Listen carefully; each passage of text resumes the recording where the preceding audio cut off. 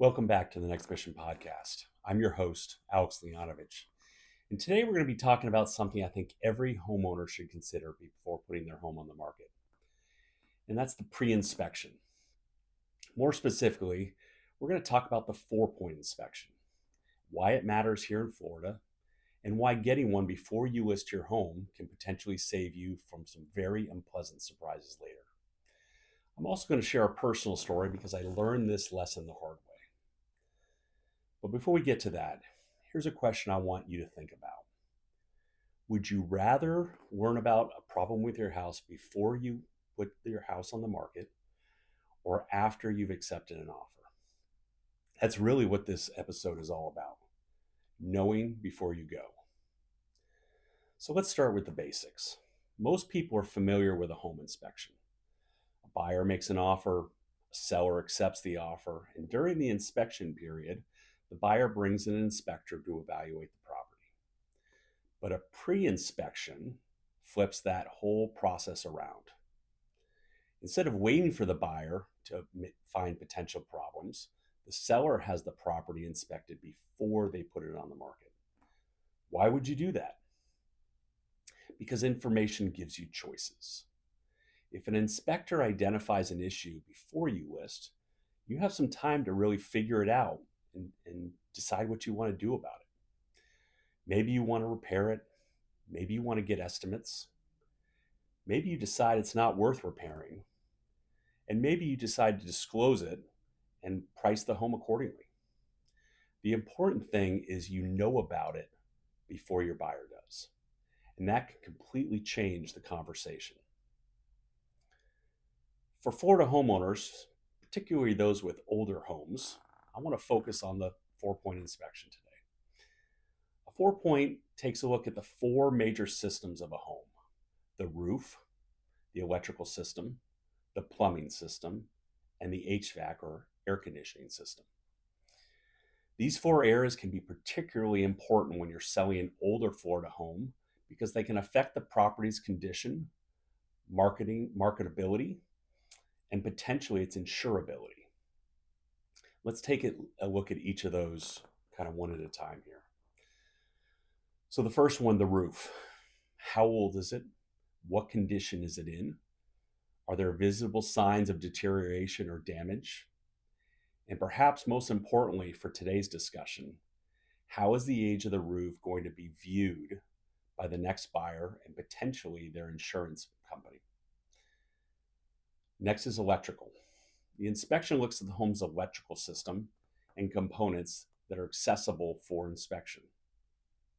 Older electrical systems can raise concerns for buyers, inspectors, and insurance professionals. And the goal is not to panic and start replacing everything. It's really just to understand what you're dealing with. Similarly with plumbing, it's another major component. Older plumbing systems can present concerns, especially depending on the materials that are used, their age, and their condition. Knowing before you list gives you the opportunity to investigate and make informed decisions. And lastly, HVAC. Here in Florida, we know how important air conditioning is. The age and condition of your HVAC system can become a major consideration for the buyer. So those 4 systems, the roof, electrical, plumbing, and HVAC, deserve attention before you put your home on the market. So let me give you my real world example. I purchased a home back in 2020. I had just moved to Florida, and the roof was 25 years old. We had a 4-point inspection as part of our home inspection, and it passed. So naturally, my wife and we felt pretty good about it. We had the inspection, it passed, and we moved forward with the process. So we bought in August. In November, our bank gave us a call. They had finally reviewed everything. They had sent an inspector out, and they told us that our policy was in jeopardy, that we were going to have to replace the roof, which cost us $40,000 because it was tile. and or they were gonna cancel our policy, and we would have to work for a new one. So think about that for a moment. You have a roof that passed; it's 4 point, but that didn't mean the insurance company was definitely finished with their assessment, right? And that's an important distinction that I learned. The 4 point doesn't automatically equate to everything's great with the roof.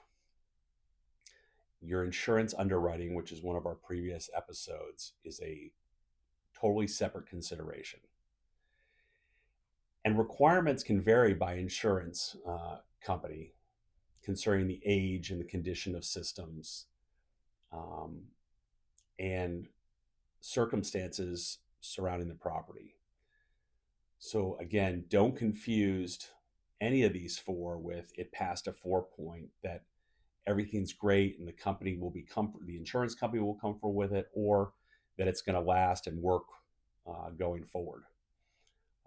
In this same scenario, the air conditioning was about 9.5 years old. The warranty was for 10 years. And wouldn't you know it, as soon as we hit month 10, we had to put in a new air conditioning system, which again is probably about $10,000.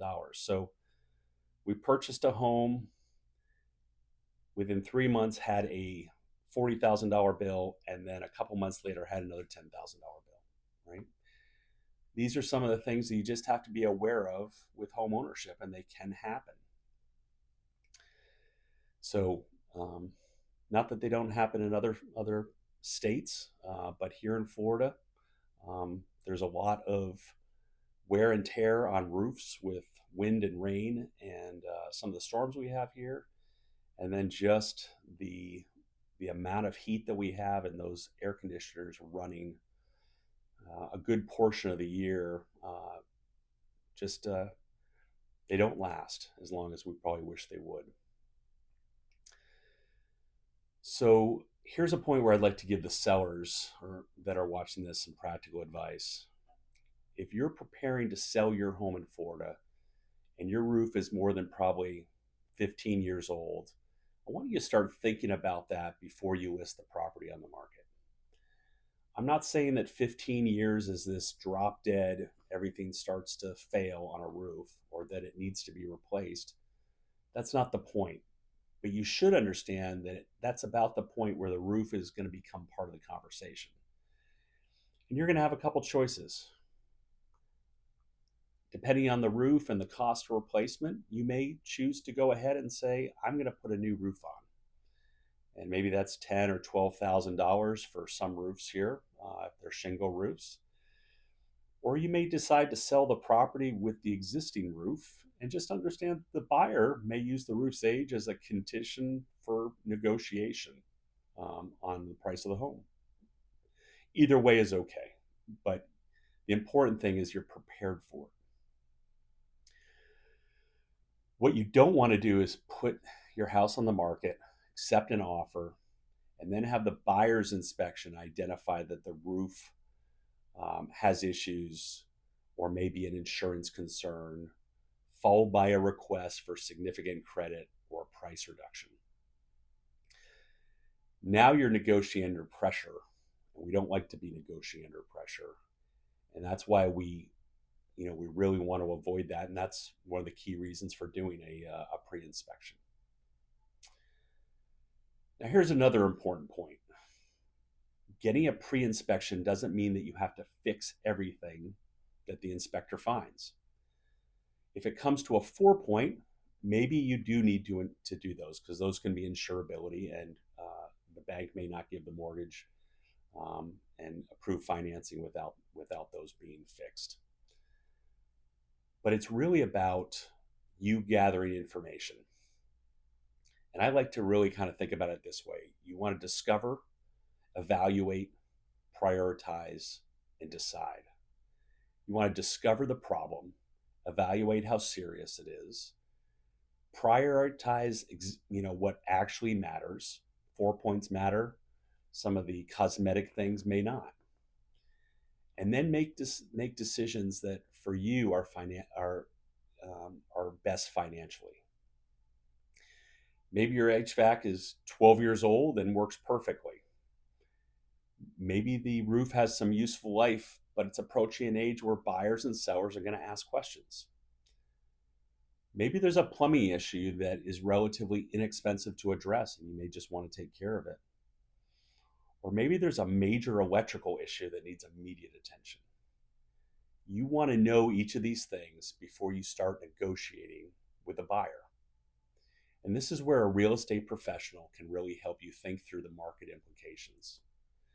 Not every repair produces the same return. And not every problem is a reason to replace something before you sell. Sometimes the right answer is just to wait. Sometimes it's to repair it. Sometimes it's just to disclose it, to be transparent. And sometimes the right answer is to price it accordingly. But you want to make these decisions from a position of knowledge. There's another opportunity here that sellers should be thinking about. Let's say you've had a recent 4-point inspection and the results are favorable. Don't hide the information. Talk to your real estate professional about whether it makes sense to highlight it in your marketing.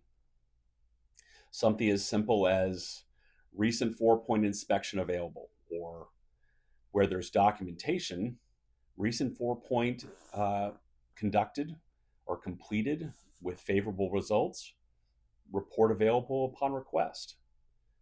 This can help communicate something really important to potential buyers. You, the seller, are prepared. It tells the buyer that you're not afraid of the condition of the property. And in a market where buyers are concerned about insurance, roofs, electrical systems, and the cost of owning a home in Florida, information can be a competitive advantage. But again, let's be clear. A favorable 4-point inspection does not guarantee that an insurance company will provide or continue coverage. And it doesn't replace a buyer's due diligence. It's simply another valuable piece of information. Now, if you're listening to this and you're a buyer, here's an equally important lesson. If a seller tells you, we have a recent 4-point inspection and it passed, that's good information. But don't assume that means you don't need to conduct your own inspection. A 4-point inspection is focused only on the 4 major systems. A comprehensive home inspection is much broader. As a buyer, you need to understand the property that you're purchasing. You should conduct an inspection and do your due diligence that makes sense for your situation. And if you're particularly concerned about the roof or insurance, electrical or plumbing, or HVAC, get the appropriate professionals involved. The seller's inspection is information. It's not a substitute for your due diligence. So what's the real lesson here? It's not simply get a 4-point inspection. The bigger lesson is know before you go. If you're thinking about buying or selling your home, don't wait until you're under contract to discover what you're selling. Let me go back. I messed that up a little bit. If you're selling your home, don't wait until you're under contract to discover or know what you're selling. Understand the condition of your major systems. Understand the age of the roof. Understand what your HVAC looks like, right? Is it running correctly? Understand the electrical and plumbing systems. And understand how those issues could affect the marketability of your property and potentially the buyer's ability to insure it. Then you can make decisions. You can decide what to repair. You can decide what to disclose, and you can decide how to price the property. And that all helps you know how to negotiate. That's a much better decision than being surprised after you've accepted an offer. So here's your mission this week. If you're thinking about selling, particularly an older Florida home. Don't wait for the buyer to tell you what's wrong. Get informed, consider a pre-inspection, understand the 4-point, and pay particular attention to the roof if it's more than 15 years old. And talk to your real estate professional and your insurance professional about what those findings could mean for your transaction. Because the goal isn't to make your house perfect. It's not. The goal is to eliminate surprises. I learned that personally with my 25-year-old home that passed a 4-point and still became an insurance issue just 90 days later. And if there's one thing you want to remember from today's episode, it's this. A passing inspection is information, not a guarantee. And when it comes to selling your home, know before you go. I'm Alex Leonovich, and this is the Next Mission Podcast. If you found this episode informative, share it with somebody who's thinking about selling their home here in Florida. Because the more you know before you start your next mission, the better prepared you're going to be to succeed. And next week, we're going to take that next step in the process. We've talked about preparing the house. We've talked about understanding the condition. Now we need to answer one of the biggest questions every seller asks. What is my home worth? That's the subject of next week's episode, home valuation. We'll talk about real estate professionals or how real estate professionals determine the market value, why the number you have in your head may not be the same as what the market supports, and why pricing your home accordingly is much more than simply about what your neighbor's house sold for. Because you're selling your home, you're selling your biggest asset, and you don't want to guess on what that number is. You want to understand the market. That's next week on the Next Mission Podcast. And until then, I'm Alex Leonovich. Know before you go, and I'll see you on the next mission.